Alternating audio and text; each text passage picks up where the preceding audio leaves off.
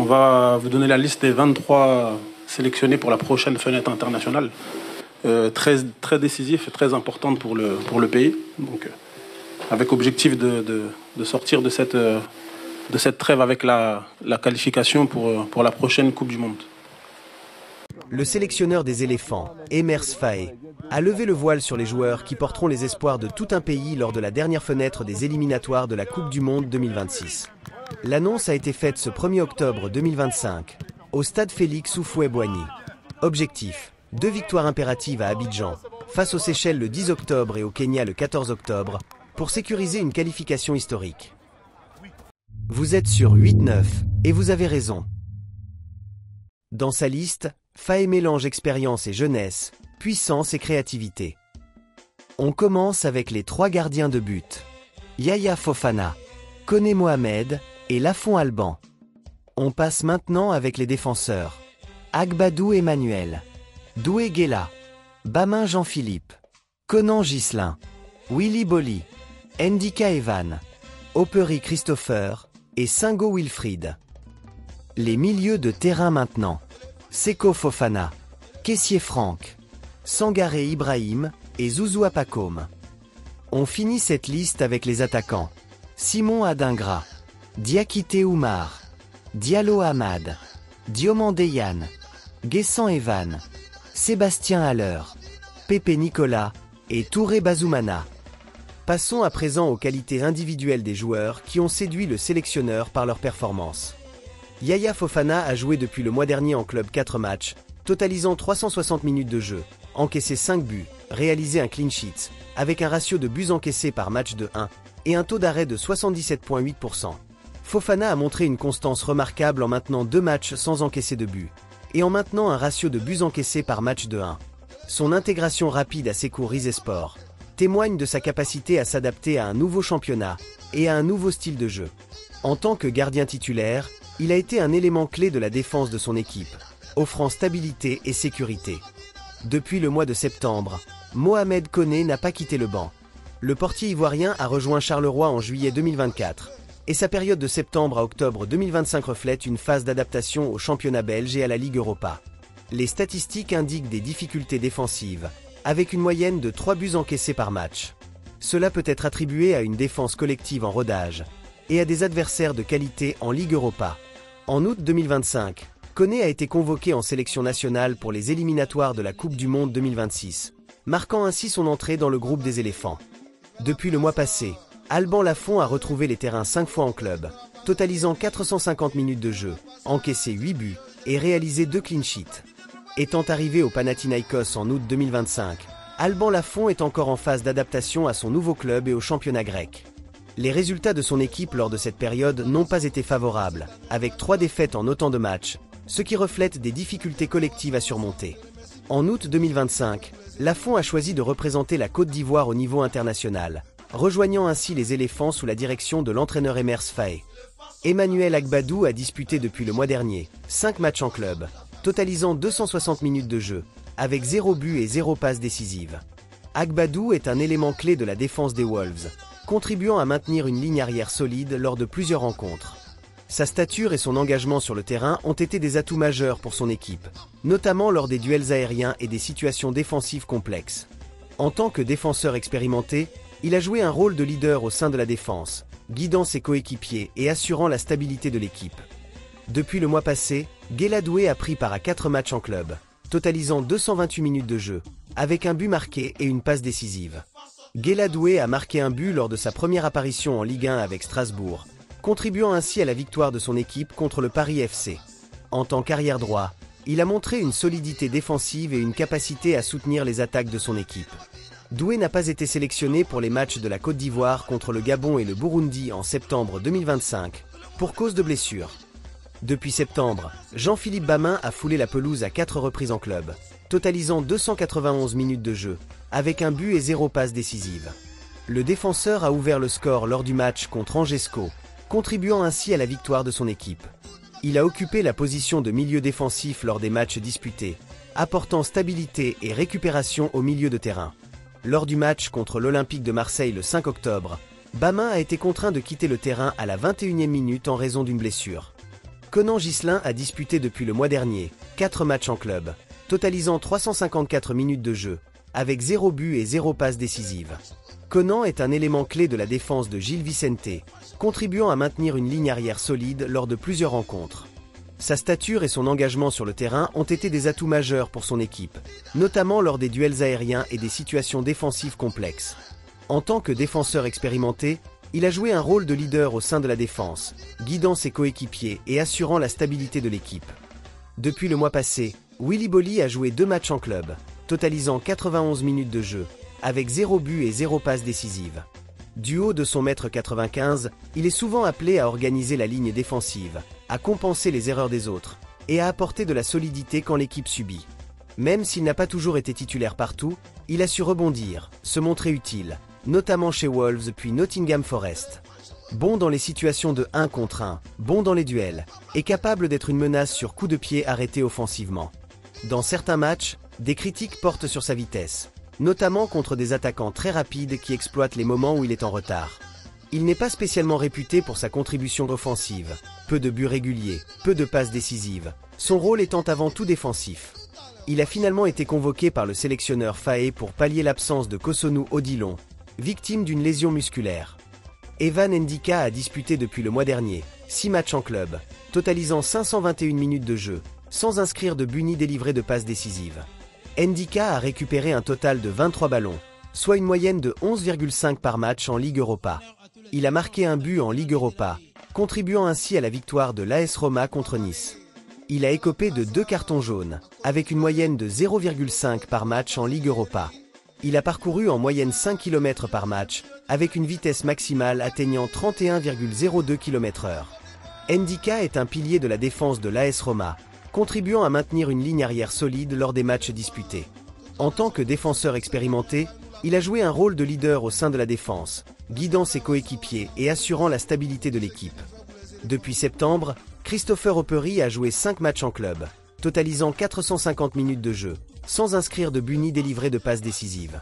Le défenseur a été sanctionné d'un carton jaune, pendant le match opposant son équipe à Gustep. Bien que principalement utilisé en tant qu'arrière gauche, Oppery a été repositionné en milieu gauche lors du match contre Gustep, démontrant ainsi sa flexibilité tactique.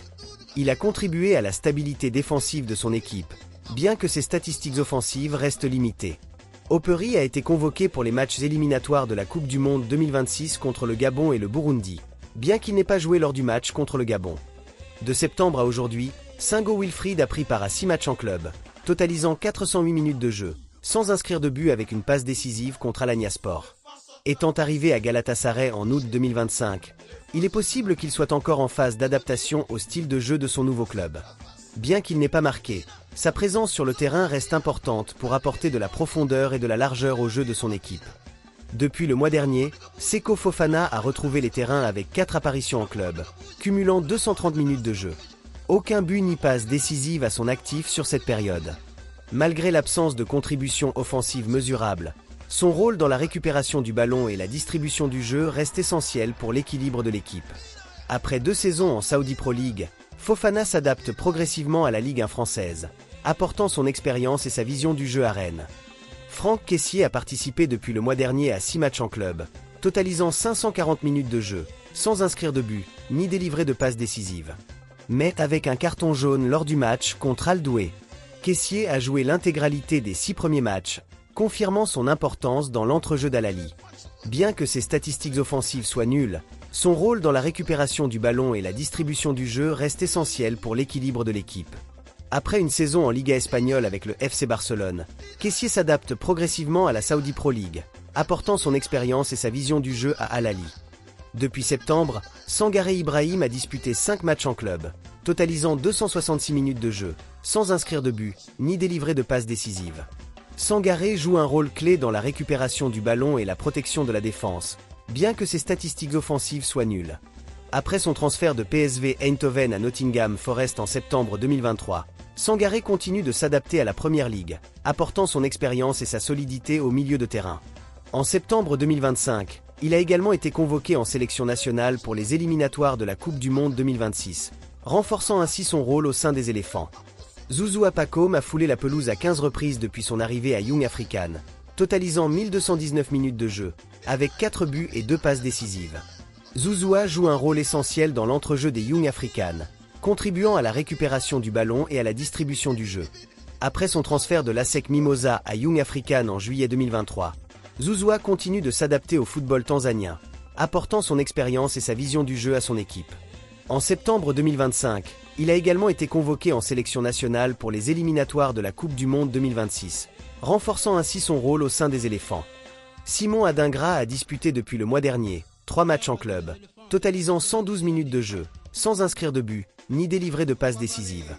Adingra n'a été titularisé qu'une seule fois, lors de la rencontre qui s'est soldée par un nul, 0-0, face à Crystal Palace. Ce qui illustre une période délicate en termes de temps de jeu.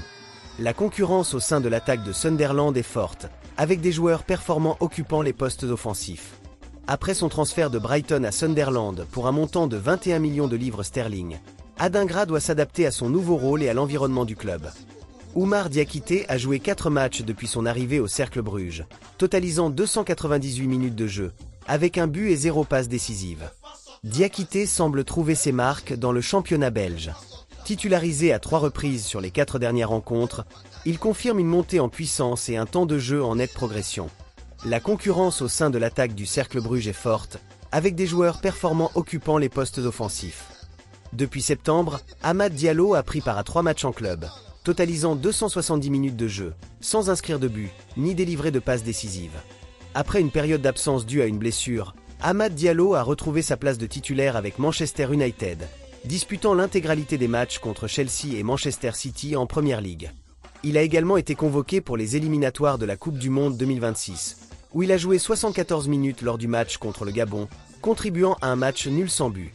Bien qu'il n'ait pas marqué ni délivré de passes décisives pendant cette période, sa présence sur le terrain reste essentielle pour l'équilibre offensif de son équipe. Yann Diomandé a disputé 10 matchs depuis son arrivée au RB Leipzig, totalisant 510 minutes de jeu, avec 3 buts, 0 passes décisives et un carton jaune, lors de la victoire 1-0 face à Wolfsburg. Il a été transféré de Leganés à RB Leipzig durant l'été 2025. En Bundesliga, ses statistiques récentes, jusqu'à début octobre, montrent qu'il compte 6 apparitions sans but pour Leipzig. Yann Diomandé a été appelé pour la première fois en équipe nationale de Côte d'Ivoire pour les matchs contre les Seychelles et le Kenya. En tant qu'ailier gauche, il a été intégré dans l'effectif pour apporter sa créativité et sa vitesse sur le flanc offensif. Bien que son temps de jeu ait été limité, cette convocation marque le début de sa carrière internationale, et il est attendu qu'il saisisse les prochaines occasions pour démontrer son potentiel. Depuis le mois passé, Evan Guessant a foulé la pelouse 7 fois en club, totalisant 485 minutes de jeu, sans inscrire de but, ni délivrer de passes décisives, mais avec un carton jaune lors de la défaite, 2-1, face à Brentford. Evan Guessant a été aligné en tant qu'ailier droit lors de ces matchs, contribuant à la ligne offensive d'Aston Villa. Il a joué l'intégralité des 3 rencontres, ce qui témoigne de la confiance de l'entraîneur Unai Emery en ses capacités. Bien qu'il n'ait pas encore marqué, ses performances sont prometteuses, et il est attendu qu'il s'impose progressivement dans l'effectif. De septembre à aujourd'hui, Sébastien Haller a disputé 6 matchs en club, totalisant 352 minutes de jeu, avec 0 but et une passe décisive. Sébastien Haller a été aligné en tant qu'attaquant central lors de ces matchs, contribuant à la ligne offensive du FC Utrecht. Il a joué l'intégralité du match contre Lyon, défaite 0-1, et le dernier match face à Feyenoord, défaite 3-2. Malgré un temps de jeu réduit, il bénéficie de la confiance de l'entraîneur dans ses capacités. Bien qu'il n'ait pas encore marqué, son expérience et son implication sur le terrain sont des atouts précieux pour Utrecht. Nicolas Pepe a joué depuis le mois dernier, 7 matchs en club, totalisant 491 minutes de jeu, avec 0 but et une passe décisive. Nicolas Pepe a été aligné en tant qu'ailier droit lors de ces matchs, contribuant à la ligne offensive de Villarreal. Il a également été convoqué pour les éliminatoires de la Coupe du Monde 2026, où il a joué 24 minutes face au Burundi, contribuant à une victoire 1-0. Et 74 minutes lors du match contre le Gabon, 0-0. Bien qu'il n'ait pas encore marqué, sa passe décisive contre la Juventus témoigne de son implication et de sa capacité à créer des opportunités offensives. Depuis septembre, Touré Bazoumana a participé à 4 matchs en club, totalisant 348 minutes de jeu, avec 0 but, 0 passe décisive et un carton jaune lors de la défaite, 0-1, face à Hoffenheim. Bazoumana Touré a été principalement aligné en tant qu'ailier gauche, contribuant à l'attaque de Hoffenheim. Il a joué l'intégralité des 3 dernières rencontres, ce qui témoigne de la confiance de l'entraîneur Pellegrino Matarazzo en ses capacités. Bien que ses statistiques offensives soient encore modestes, son temps de jeu et son implication sur la pelouse indiquent une adaptation réussie au sein de l'équipe. Avec cette armada, les éléphants affichent une défense solide, un milieu de terrain explosif et une attaque capable de faire trembler n'importe quelle défense. Le pays entier retient son souffle. Qualification ou désillusion, tout se jouera dans ces 2 matchs coup près. N'oubliez pas de vous abonner et d'activer la cloche de notification pour ne rien manquer.